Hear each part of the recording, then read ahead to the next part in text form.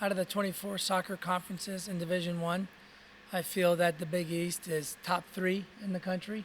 So we know that we have our work cut out for us once we start conference play. So Marquette's flying high right now. They're undefeated. I believe they're nationally ranked. They're just coming off a big win against 21st ranked Wisconsin. And so we know that it's going to be an uphill battle for us on Friday, but nonetheless, excited for it to be at home. I know there's a lot going on around campus, being that it's Creighton Days, alumni weekend, and so we're excited for the atmosphere that will be at Morrison Stadium for Friday night for both our women's program and our men's program. Open the floor to questions. What's the tenor of the team at this point in time right now, given that they couldn't kind of sustain the momentum they had coming from Denver and Michigan?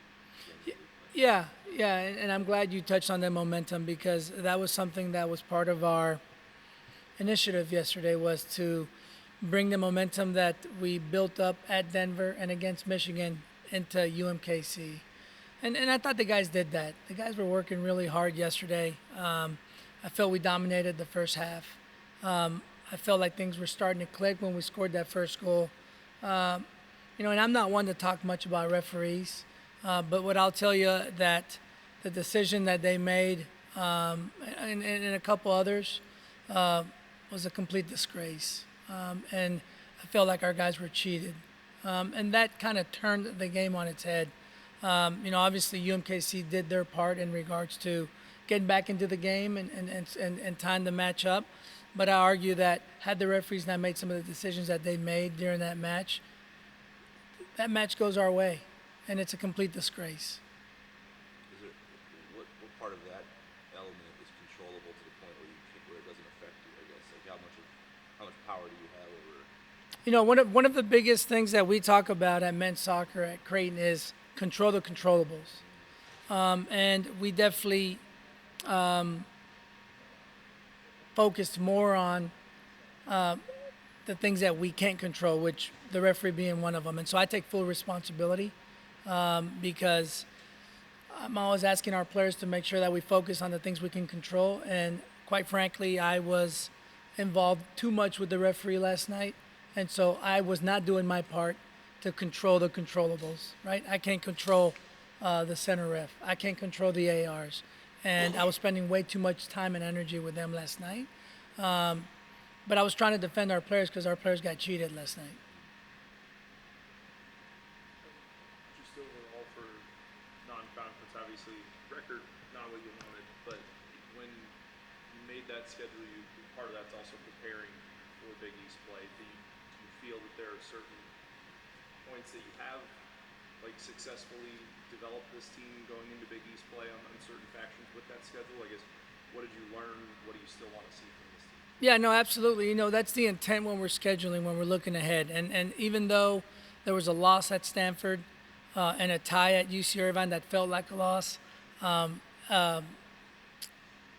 thought a positive tie at Denver, which is a very hard place to play. There were 3 matches that helped us grow, even though at the end of the day they're not the results that we wanted. And those growing pains will help us in conference play. Would I like us to be a little further along at this point? Of course. But there are some learning moments that we'll take with us into conference play starting on Friday. With Andrea Savage being dangerous in the box out of I'm sorry, I didn't catch the first part of your question. Right? Andrea Savage? Is that what it is? Oh, yeah, Andrija. Andrea? Okay, Yeah. sorry. No problem. No problem. With him being, dangerous in the box for you guys of these last 2 matches, being opportunistic and putting chances away, normally from a defensive-oriented position, right? How much of just a added punch does that give to a team that's kind of still trying to find, its top form offensively? Yeah, Andrija has a big boy, and fortunately for us, he's a threat on offensive set pieces because he's 6'4", 6'5", and he finds the ball well. But he's also done a great job defensively, in my opinion, as a true freshman.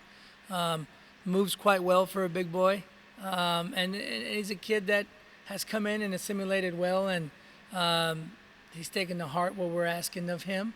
And so it's a good problem to have when you have Andrija at the left center back and Ventura, who is, battling to come back from injury. It's a good problem to have to figure out who's going to play. What kind of process is it for you guys?